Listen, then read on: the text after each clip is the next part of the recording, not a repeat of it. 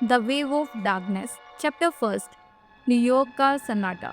New York की वो रात बाकी रातों जैसी नहीं थी। आसमान में बादल नहीं बल्कि एक अजीब सी धुंध छाई थी, काली और गाढ़ी। एम्पायर स्टेट बिल्डिंग की चोटी पर बैठी पीटर पार्कर बेचैन था। उसका स्पाइडर सेंस लगातार खतरे का संकेत दे रहा था, लेकिन यह खतरा किसी बैंक डकैती या ग्रीन गॉब्लिन के बम का नहीं, यह कुछ और था जो उसकी रगों में खून जमा रहा था। पीटर ने नीचे देखा। मैनहट्टन की सड़कें सुनसान थीं। अचानक उसे एक चीख सुनाई दी। वह चीख किसी इंसान की नहीं बल्कि किसी जानवर जैसी थी जो दर्द में तड़प रहा था। पीटर ने जाला फेंका और आवाज़ की दिशा में लपक पड़ा। जब वह ब्रुकलिन की एक तंग गली में पहुंचा तो वहां का नज़ारा देखकर उसके रोंगटे खड़े हो गए। वह एक सिम्बायोट जैसा जीव था, लेकिन वह वेनम नहीं था, वह पारभाषी था और उसके शरीर से सड़ी हुई लाश जैसी बदबू आ रही थी। वह जीव एक पुलिस वाले का गला घोंट रहा था, लेकिन जैसे ही स्पाइडरमैन वहां पहुंचा वह जीव धुएं में बदल गया। पीटर ने पुलिस वाले को संभाला। आप ठीक हैं? पुलिस वाले ने कांपते हुए अपनी आंखें खोली। उसकी आंखों की पुतलियां पूरी तरह सफ़ेद हो चुकी थी। उसने फुसफुसाते हुए कहा, वो आ रहा है। वो जाल बुनने वाला नहीं, जाल काटने वाला है। इसके साथ ही पुलिस वाले का शरीर धूल बनकर बिखर गया। पीटर इस सदमे से उबर नहीं पाया था कि उसे मैरी जैन का फ़ोन आया। उसकी आवाज़ में दहशत थी। पीटर, हैरी गायब हो गया। वैसे मैं नहीं, ऑस्कर के 50 वैज्ञानिक एक ही रात में अपने घरों से गायब हो गए हैं। पीटर तुरंत ओपकॉप्स की लैब पहुंचा। वहां उसे कोई तोड़फोड़ नहीं मिली, लेकिन लैब के बीच एक बड़ा सा कांच का जार टूटा हुआ था जिस पर लिखा था प्रोजेक्ट आर्चने 0। तभी एक अंधेरे में आवाज़ आई, इसे ढूंढने की कोशिश मत करो पीटर, वरना तुम भी इस जाल का हिस्सा बन जाओगे जिसे खुदा भी नहीं बच सकता। पीटर ने मुड़कर देखा। वहाँ डॉक कॉक्स खड़ा था, लेकिन उसकी हालत बहुत ख़राब थी। उसके मैकेनिकल हाथ टूटे हुए थे। उसके चेहरे पर गहरे घाव थे। डॉक, ये किसने किया है? पीटर ने पूछा। डॉक ऑक की आंखों में आंसू थे। हमने एक ऐसे पोर्टल को खोल दिया है जो सीधे वॉइड डायमेंशन में खुलता है। वहाँ एक ऐसी मकड़ी रहती है जो मांस नहीं, आत्माएं खाती है पीटर। अचानक लैब की लाइटें टिमटिमाने लगी, दीवारें पिघलने लगी और उनमें से काले हाथ निकलने लगे।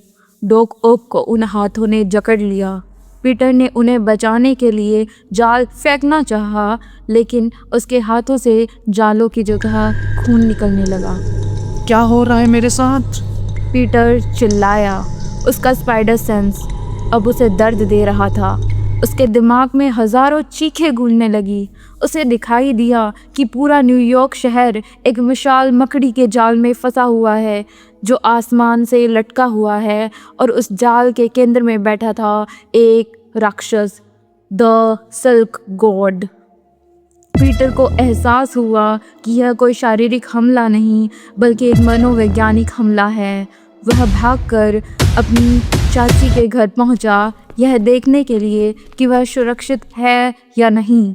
लेकिन जब उसने दरवाज़ा खोला तो अंदर का दृश्य किसी डरावनी फिल्म से भी बदतर था। घर के छत की हज़ारों छोटी छोटी मकड़ियाँ रेंग रही थी। चाची ने डाइनिंग टेबल पर बैठी थी, लेकिन उसकी पीठ पीटर की तरफ थी। आंटी! पीटर ने कांपते हुए हाथ उनके कंधे पर रखा। जैसे ही वह मुड़ी, पीटर पीछे गिर गया। आंटी मे का चेहरा गायब था। वहाँ सिर्फ एक बड़ी सी काली आंख थी जो पीटर को घूर रही थी। वह बोल उठी, पीटर, भूख लगी है। पीटर समझ गया उसे अब अपनी पूरी ताकत लगानी होगी। उसने अपना मास्क पहना और खिड़की तोड़कर बाहर कूद गया। अब न्यूयॉर्क एक कब्रिस्तान बन चुका था। सड़कों पर लोग ज़ॉम्बी की तरह घूम रहे थे, जिनके शरीर से मकड़ी के पैर बाहर निकल रहे थे। तभी आसमान से बिजली कड़की और एक आकृति नीचे गिरी। वह था वेनम, लेकिन वह भी डरा हुआ था। पार्कर, हमें साथ लड़ना होगा। वह चीज़ सिम्बायोट्स को भी अपना गुलाम बना रही है। तभी उन पर हमला हुआ। हमलावर कोई और नहीं बल्कि वही स्पाइडरमैन के पुराने दुश्मन थे, राइनो, इलेक्ट्रो और वल्चर। लेकिन वे अब इंसान नहीं थे। उनके शरीर आपस में जुड़कर एक विशाल मांस का पहाड़ बना चुके थे, एक मल्टी हेडेड मॉन्स्टर।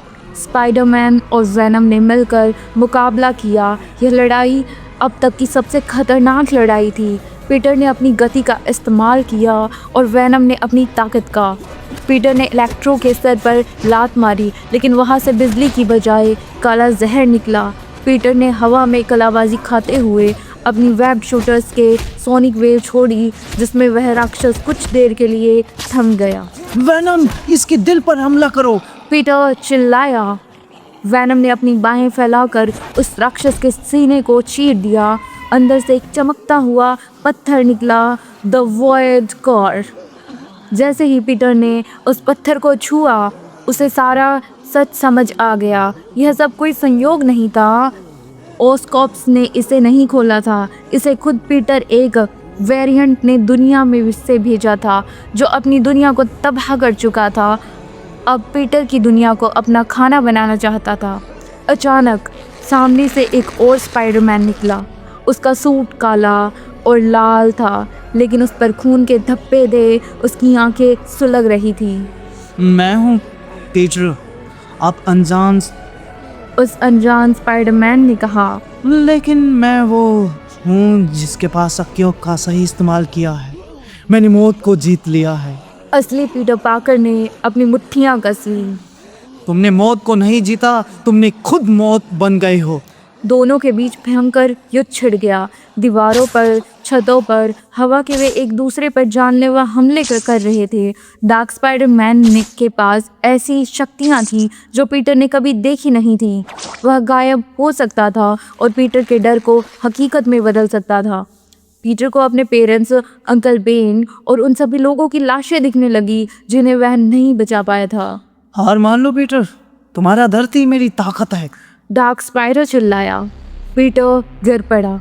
उसकी हिम्मत जवाब दे रही थी, लेकिन तभी उसे अंकल बेन की आवाज़ सुनाई दी। बड़ी शक्तियों के साथ बड़ी जिम्मेदारियां आती है। पीटर ने अपनी आंखें खोली। उसे महसूस किया कि यह डर उसकी कमज़ोरी नहीं, उसकी ताकत है, क्योंकि वह अभी भी इंसानियत महसूस कर सकता है। उसने अपनी पूरी शक्ति बटोरी और वॉइड कोर को अपने हाथों में दबा दिया। अगर मैं खत्म हुआ तो ये जाल भी खत्म हो जाएगा। पीटर ने कोर को अपने सीने में लगा लिया और आंतरिक एनर्जी को पूरी तरह छोड़ दिया। एक जोरदार धमाका हुआ। पूरी दुनिया सफ़ेद रोशनी में नहा गई। चीखें शांत हो गई। अंधेरा छटने लगा। जब पीटर की आंख खुली, वह एम्पायर स्टेट बिल्डिंग की चोटी पर था। सूरज निकल रहा था। न्यूयॉर्क की सड़कें अब सामान्य थी। लोग काम पर जा रहे थे। पीटर ने राहत की सांस ली। क्या वह सब सपना था? उसने अपनी जेब में हाथ डाला। वहाँ एक छोटा सा काला मकड़ी का जाला था जो अभी भी हिल रहा था। तभी उसके पीछे से एक आवाज़ आई। पीटर, तुम देर से आए हो। उसने मुड़कर देखा। वह मैरी जैन खड़ी थी। वह मुस्कुरा रही थी, लेकिन जैसे ही सूरज की रोशनी उसके चेहरे पर पड़ी, पीटर ने देखा उसकी परछाई में इंसान नहीं बल्कि एक 8 पैरों वाला राक्षस खड़ा था। मैरी जैन ने आंखों में वही चमक थी। उसने धीरे से कहा, खेल तो अभी शुरू है पीटर। आगे जानने के लिए सुनते रहिए द वेव ऑफ डार्कनेस।